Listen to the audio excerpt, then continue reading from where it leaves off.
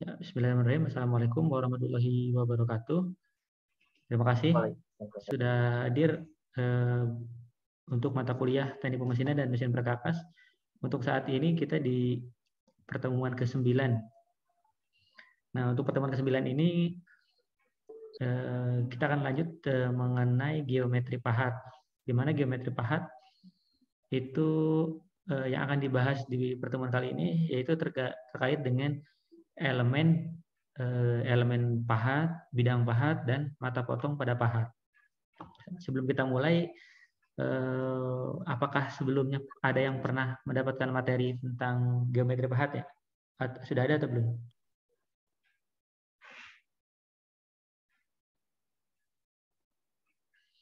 Halo? Apakah sudah ada? Apakah suara saya jelas? Cek. Jelas, Pak, jelas. Ya. Jelas, Pak, udah ada, Pak. Ya, silakan dijawab, mungkin ada yang sudah pernah atau belum? Oke. Belum, Pak. Belum ya. Di pertemuan terakhir itu ada materi dari Ciptadi, mahasiswa tugas akhir yang sudah menjalani sidang tugas akhir, itu juga penelitian mengenai analisis dari geometri pahat. Sebelum kita mulai, mungkin dasar-dasar yang utama adalah kalian harus paham bahwa pahat tersendiri, terutama pahat yang ada di proses pemesinan ya, baik itu di proses biasanya di proses bubut, itu ada dua jenis pahat, yaitu pahat kiri dan pahat kanan. Bagaimana membedakannya? Membedakannya itu seperti kalau pahat kanan yaitu jempolnya kan di kiri ya, sebelah kiri, sebelah ini. Misalnya pahat kanan jempolnya di sebelah kiri. Nah, ini yang menandakan bahwa posisi yang jempol ini adalah posisi tempat pertemuan atau tempat pemotongan dengan benda kerja. Nah, di sini adalah S ya. Ini mata potong utamanya ini. Tempat memotong benda kerja, terus kemudian berkumpulnya geram. Begitu juga dengan sebaliknya, pahat kiri dengan asumsi yang di jempolnya ini yaitu pahat tempat pemotongan. Tempat pemotongan ini karena kontak dengan benda kerja, maka jika benda kerja ada di sebelah sini, sebentar. Nah, jika benda kerja ada di sebelah sini, maka pahat ini bergerak dari, kalau yang pahat kiri adalah dari kiri ke arah kanan. Begitu juga sebaliknya, kalau pahat kanan itu bergerak dari kanan ke arah kiri. Jika benda kerjanya berputar, maka cukup misalnya memotong di bagian ujungnya saja atau membuat sebuah chamfer misalnya. Kemudian di sini juga kita ada yang namanya garis bantu, ini ada garis tengah. Nah, kita akan jelaskan di slide berikutnya. Secara umum, ini pahat secara sistematik itu ada beberapa hal. Ya, yang pertama, sistematik itu diamati secara sistematik. Kenapa? Karena kita harus tahu dulu bentuk dan geometrinya. Jadi hubungan sistematik itu bentuk pahatnya seperti apa, kegunaannya seperti apa. Begitu juga dengan geometri. Geometri pada pahat ternyata ada fungsinya. Jadi bukan hanya pahat itu bentuknya seperti itu aja, semuanya sama. Ternyata tidak. Geometri pahat ditentukan atau disesuaikan dengan kondisi pemotongan apa yang akan kita capai. Atau kita ingin benda kerjanya seberapa halus misalnya, atau misalnya seberapa dalam atau depth of cut-nya untuk pemotongannya itu mau mencapai berapa derajat. Makin dalam berarti konsekuensinya pahatnya menjadi semakin halus. Terus begitu juga dengan semakin dalam pemotongan atau semakin besar, atau misalnya semakin depth of cut sudutnya itu semakin banyak memakan benda kerja, maka geram yang dihasilkan semakin besar. Geram yang dihasilkan semakin besar, geseknya juga semakin besar, halusnya semakin besar, otomatis lifetime dari pahatnya juga semakin cepat habis. 3 hal pokok yang seperti yang dijelaskan di judul itu untuk diamati secara sistematik atau secara bentuk dan geometrinya itu ada 3 hal. Yang pertama yaitu tool elemen atau elemen pada pahat. Jadi elemen-elemen pada pahat potong itu apa saja. Kemudian bidang aktif pahat atau tool plane. Jadi bidang mana saja yang kira-kira ini untuk bidang utama, bidang bantu atau bidang gerak ada juga.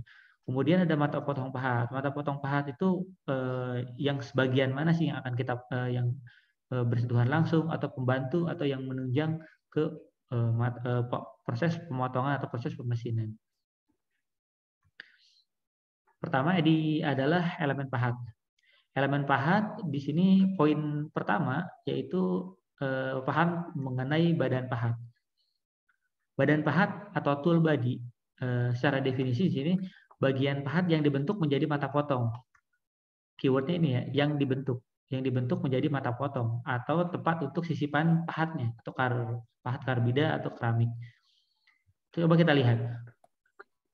Untuk menentukan bagian mana tool body atau badan pahat adalah yang dibentuk, bagian pahat yang dibentuk. Kita lihat kalau bagian yang dibentuk adalah yang bagian sini. Betul ya, ini yang dibentuk. Ini yang dibentuk. Ini yang dibentuk. Atau di sini atau tempat sisipan pahat. Nah, ini adalah pahat yang dibentuk dengan cara sesuai dengan sudut ortogonalnya. Bagaimana dengan pahat sisipan? Pahat sisipan itu seperti ini. Lihat di bagian ujung. Bagian ujung kita melihat ada pahat sisipan. Mungkin di beberapa praktikum atau di beberapa pekerjaan sebelumnya, kalian juga sudah menemukan bagaimana yang dinamakan badan pahat, baik pada pahat HSS maupun pada pahat karbida yang ada sisipan. Ini adalah pahat sisipan. Pahat sisipannya apa berupa pahat karbida yang bentuknya seperti ini atau pahat keramik. Pahat keramik itu adalah bukan berarti semuanya keramik ya, tapi biasanya itu dilapisi bagian luarnya oleh keramik. Tujuannya apa? Karena keramik kalau secara material teknik dia memiliki temperatur leleh yang tinggi sehingga pada saat dia makin banyak bergesekan, walaupun dibantu dengan coolant yang sedikit atau tanpa coolant, dia mampu menetralisir panas yang terjadi atau panasnya itu menjadi menguap secara cepat. Itu tujuannya untuk keramik karena temperatur leleh yang sangat tinggi. Ini, jadi kalau misalnya ada pertanyaan di bagian mana badan pahat atau tool body, yaitu tempat dibentuknya. Kalau misalnya ini HSS, yang ini pahat HSS, itu yang dibentuknya yang ini. Terus kemudian kalau yang di karbida, yaitu tempat menempelnya pahat sisipan. Ini pahat sisipan.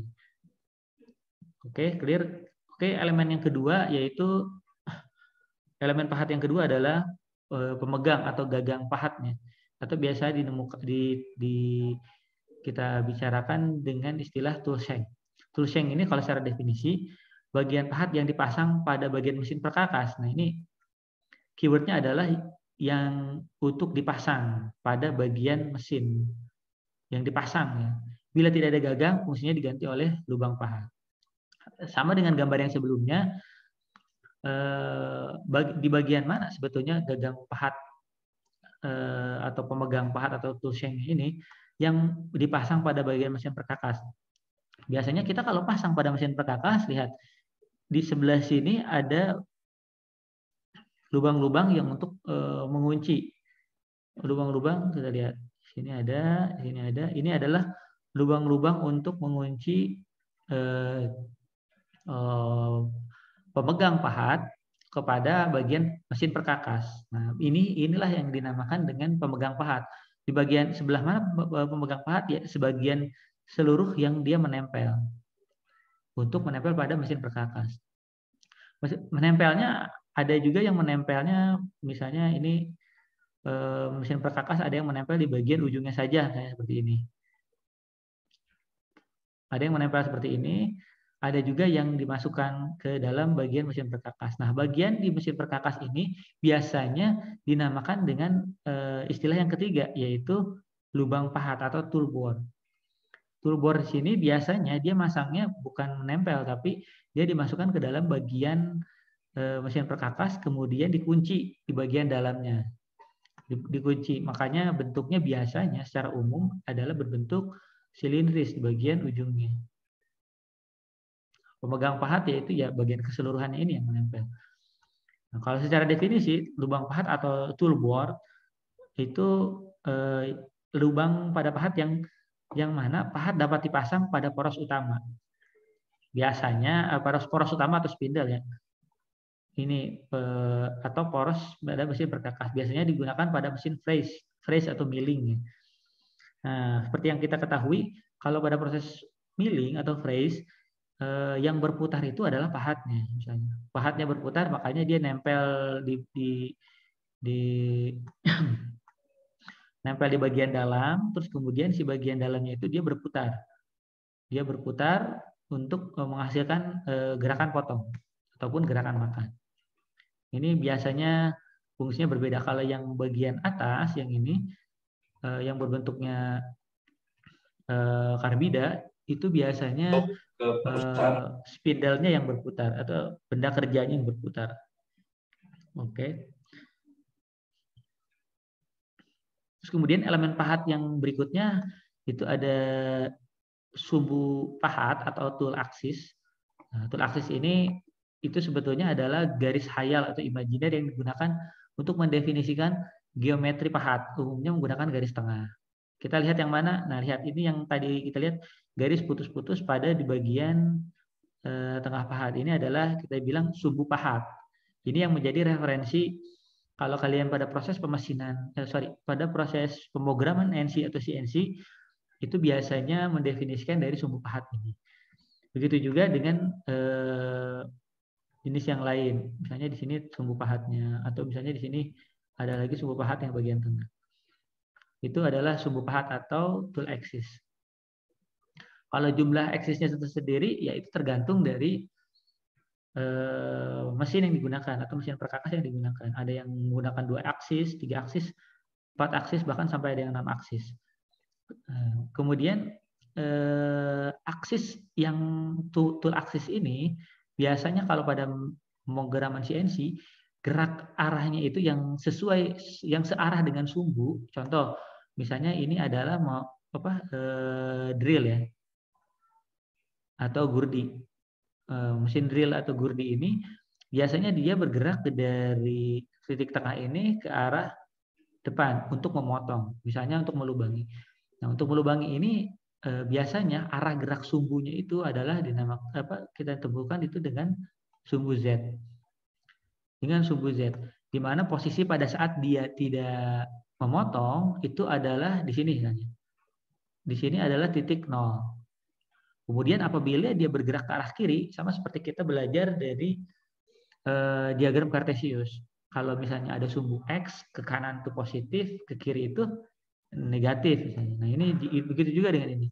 Pada saat dia mendekati benda kerja yang akan dilubangi atau di drill, itu dia bergerak searah sumbu Z, kemudian Z-nya ke arah negatif atau minus, ke arah kiri untuk kontak dengan benda kerjanya. Nah, jadi rata-rata sumbu pergerakannya adalah sumbu Z. Bagaimana dengan milling? Nah, gini, slab milling yang di sebelah ini juga sama. Sumbunya seperti ini, berarti arah ke sumbu ini adalah ke arah sumbu Z. Ini yang dinamakan sumbu pahat. Begitu juga dengan yang ini, sumbu pahat itu dia walaupun dia memotongnya secara pahatnya samping, tapi dilihat ini adalah sumbunya. Ini untuk menentukan bagaimana dia bergerak ke arah mana. Kalau dia mendekati benda kerja ke arah sini, berarti dia sumbunya, aksisnya sumbu pahatnya adalah sumbu Z-nya ini. Jadi seperti itu. Kalau yang ini lebih ke tampak depannya, tidak memperlihatkan tool secara keseluruhan. Kemudian yang di bagian kelima, elemen pahat adalah dasar pahat, tool base. Tool base atau dasar pahat ini adalah bidang rata pada pemegang untuk meletakkan pahat. Jadi keyword atau kata kuncinya adalah bidang rata. Bidang rata untuk meletakkan pahat sehingga mempermudahkan fungsinya, yaitu proses pembuatan, pengukuran maupun pengasahan pahat. Nah, di sebelah kanan kita ada ilustrasi di mana tadi itu pemegang, Ini yang menempel, yang kita ketahui tadi untuk menempel kepada mesin perkakas. Nah, di sini ada juga dasar pahat atau tool base, di mana dasarnya kita bisa tentukan atau dari awal kita tentukan. Apakah pada saat pembuatan pahat HSS yang kita tentukan sudut ortogonalnya, atau pada saat pembuatan atau pada saat menggunakan pahat sisipan. Nah, dasar yang digunakan adalah dasar misalnya yang ini. Kita lihat dasar yang mana. Di sini saya tangkap adalah dasar yang bagian bawah ya, yang bagian bawah. Kalau saya tidak salah lihat, ini ada di bagian bawah. Nah, dasarnya. Jadi pada saat dia untuk pengasahan, itu yang bagian bawah yang saya arsir ini, itu menempel pada datum A, misalnya di bagian bawah, ditempel secara rata, bidang rata ya, juga secara rata, baru kita asah. Jadi biasanya untuk mengukur sudut dengan orientasi yang sama. Begitu juga dengan pengukuran. Pada saat sudah diasah, kita mau ukur sudutnya berapa, terus kemudian sudut potong utama yang mana, itu juga ditentukan dengan dasar yang menempel pada bidang rata yang bagian bawah. Itu jangan berubah-ubah. Pada suatu saat mau dibentuk lagi, mau diasah lagi, dengan menggunakan dasar yang sama. Jadi agar tidak berubah-ubah geometri dari pahatnya. Oke, ada pertanyaan sampai sini?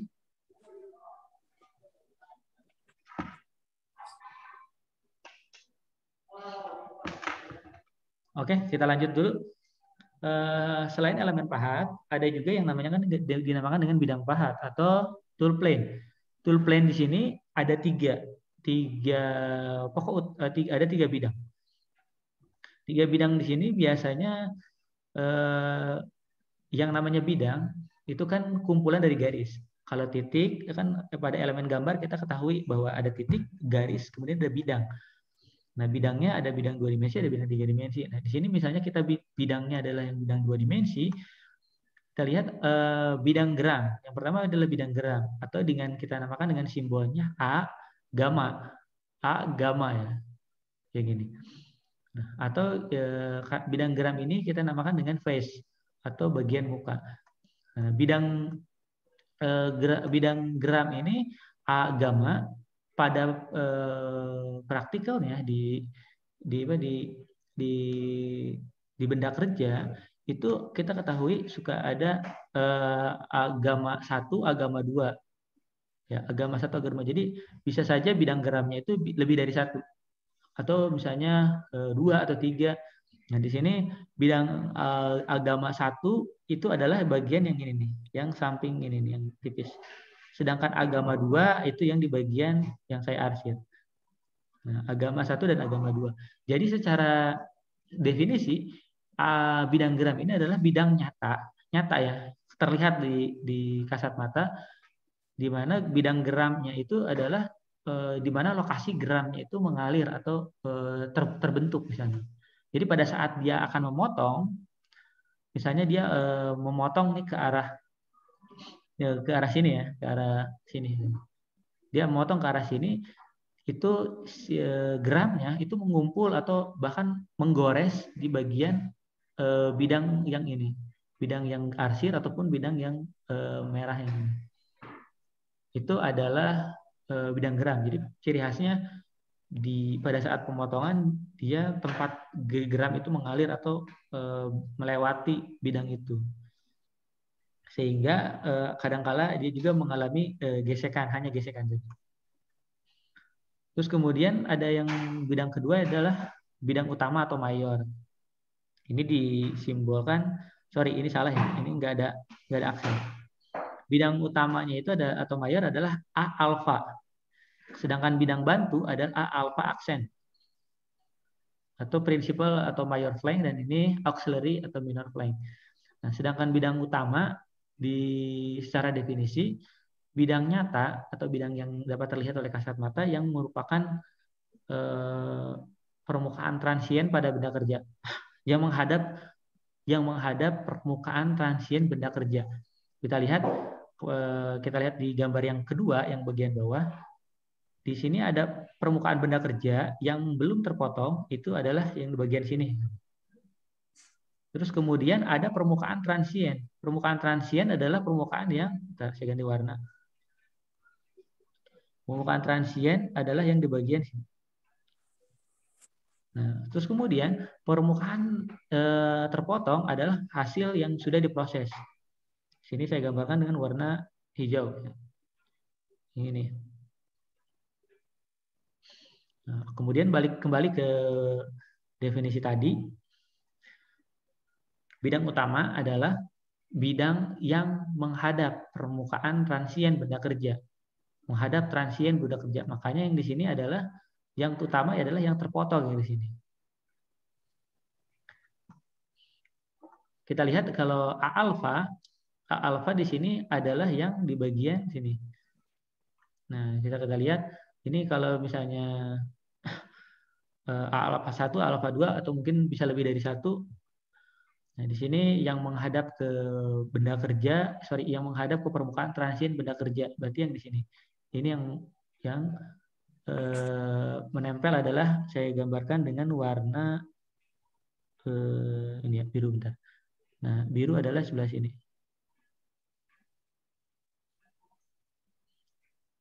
Ini A alfa 1, terus kemudian A alfa 2-nya juga yang saya gambarkan dengan warna hijau.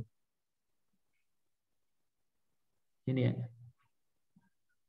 Jadi ini adalah yang menghadap ke permukaan transien benda kerja. Benda kerjanya yang ini ya, permukaan transien benda kerja.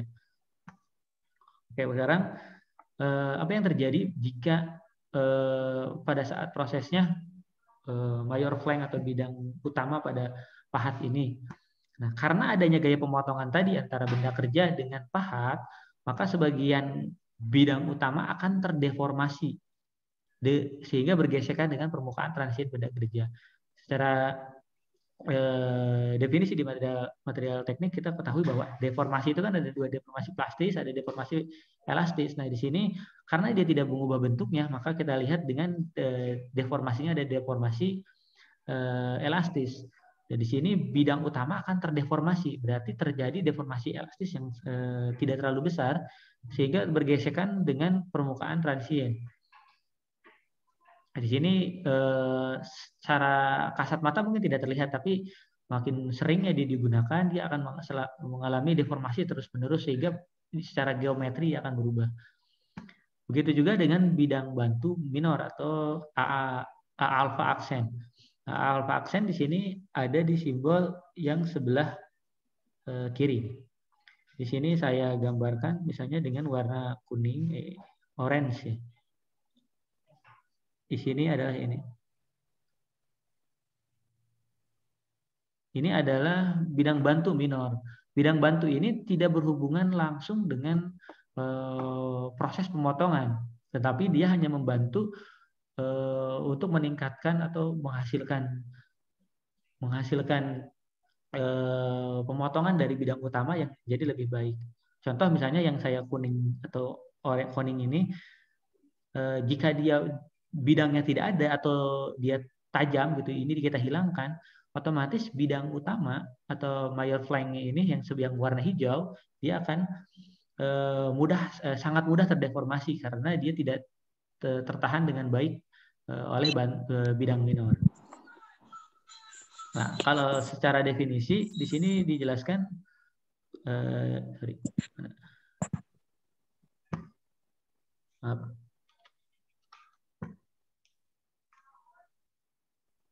Nah, kalau secara definisi di sini bidang minor atau bidang bantu adalah bidang yang menghadap benda kerja yang telah terpotong.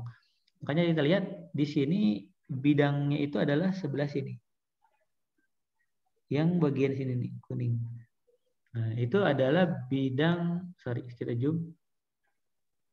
Nah, bisa kita lihat yang warna kuning di dalam yang lingkaran kuning itu adalah benda kerja, bidang bantu atau minor flank, di mana dia yang tidak memotong tapi dia berhadapan langsung dengan benda kerja yang telah terpotong atau terproses. Sama dengan bidang utama, bidang mayor juga pada proses pemotongan, sebagian kecil di bidang bantu juga akan mengalami deformasi dan menggesek benda kerja. Sehingga deformasi tersebut itu mengalami terjadi karena hasil gesekan dengan bisi benda kerja.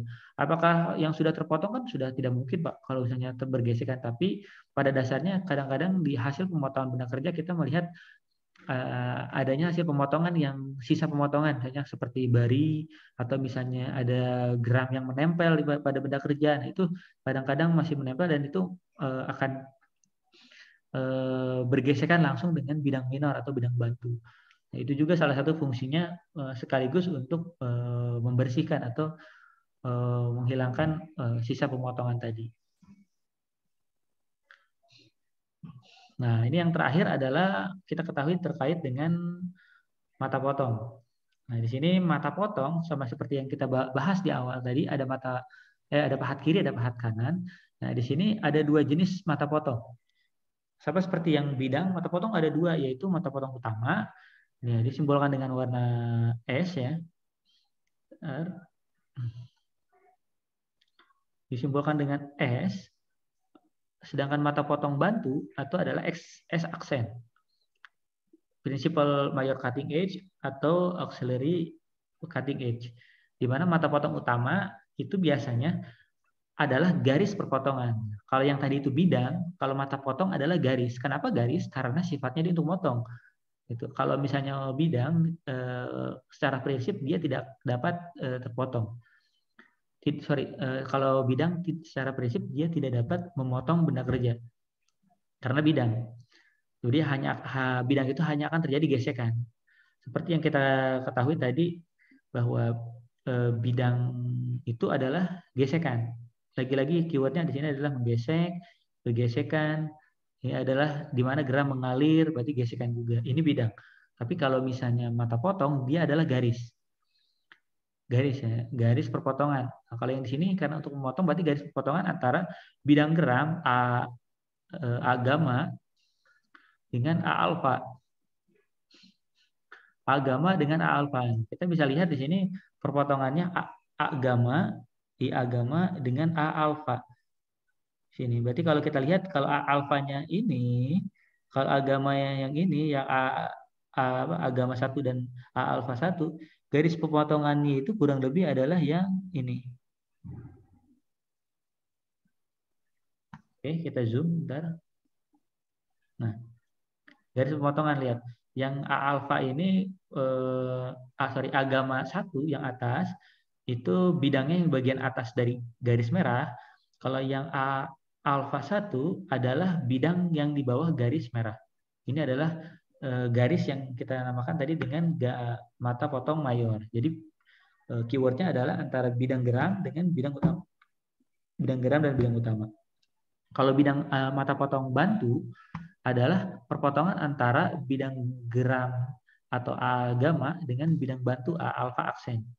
Sini kita coba dengan warna biru.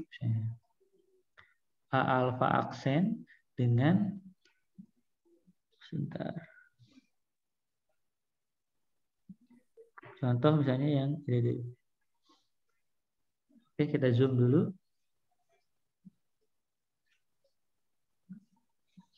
Nah, ini A aksen. Contoh yang ini A gamma 2 dengan A gamma 2 dengan A aksen alfa. A alfa aksen. Di sini. Makanya garisnya adalah garis yang biru. Kalau yang bagian atas adalah bidang geramnya, yang bawah adalah bidang utama, bidang bantu. Maka yang biru ini yang menjadi mata potong bantu. Nah, dia sifatnya nggak memotong secara langsung, tapi membantu memotong sisa-sisa pemotongan yang belum terpotong tadi. Gitu. Jadi sifatnya seperti apa ya? Kalau kalian tahu cukuran itu ya, jilet gitu, itu kan suka ada 2 atau 3 mata potong. Nah, itu biasanya mata potong yang bantu yang di tengah, itu fungsinya adalah untuk misalnya menghaluskan. Jadi tidak memotong secara langsung, tapi hasil yang tidak terpotong oleh mata potong yang utama yang paling depan. Itu.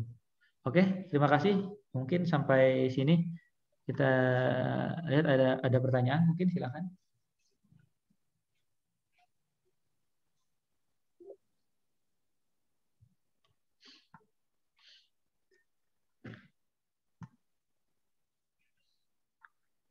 Halo, cek. Ini Cukup, Pak.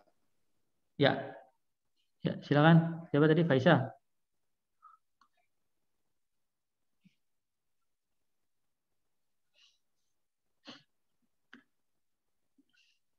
Jadi kita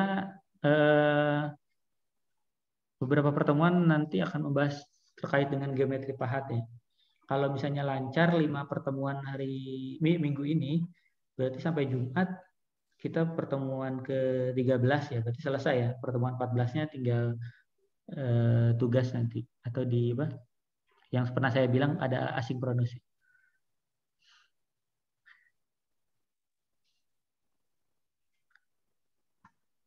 Oke, saya stop share dulu.